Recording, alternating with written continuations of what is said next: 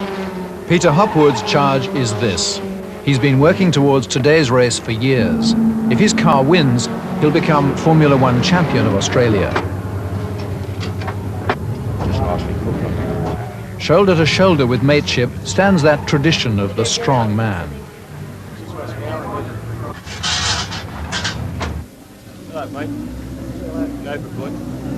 You reckon that brake, the rear brakes were much hotter than the front? If manhood is measured by how strong and silent you can be, Hoppy is about to be tested. 9 seconds into the race, his car will leave the track at 100 miles an hour, fly high into the air, and come down in a crowd of spectators. The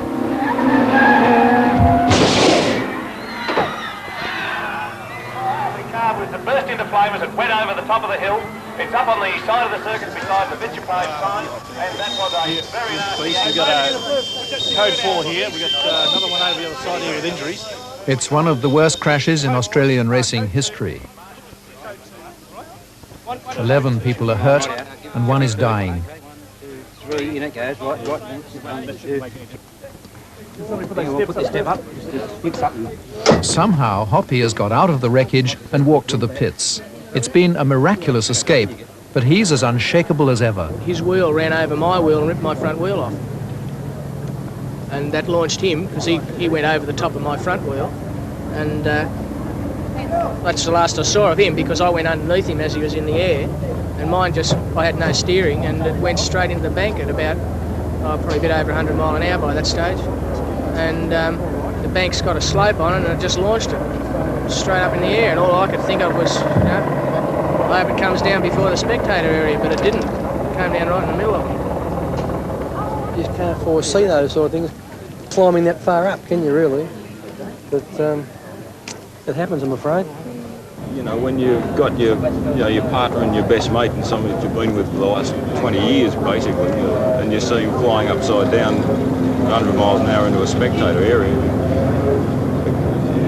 it's pretty hard to sort of come to grips with what's happening at the time. At the car race, and you were standing there with your child, with your husband who'd just come very close to death and wanted to go out and try again. I was numb. Quite frankly, I was numb. Not just because of his desire to get back into the car, but because I honestly thought my husband was dead. And a woman wonders at the time what she's going to tell her child. And I had to protect my little boy until I found out just what had happened and how well Peter was after the accident. Then you were faced with him saying, I'm going out there to do it again. You know, if I can get back in the car and go out, and if they have that race, and I can lease a car, I'd get in it, and primarily to just stick it right up his nose. There must have been part of you that wanted to say, no, don't. I did say no. I did actually try to encourage him to think a little more clearly about it. And then I, in fact, was protected by our crew chief who spoke to him. But if the race had gone on and Peter had gone back, you wouldn't have stopped him? No, I wouldn't have. Because, why not? Well, because he's committed to the sport. You're really saying that you let him put that commitment above the commitment to you and to your child? I don't think I could change it in any way, and so I wouldn't try. How are you feeling? Fine. Not shaken? Probably a bit, you know. It's a matter of being able to control those sort of things with your mind, isn't it?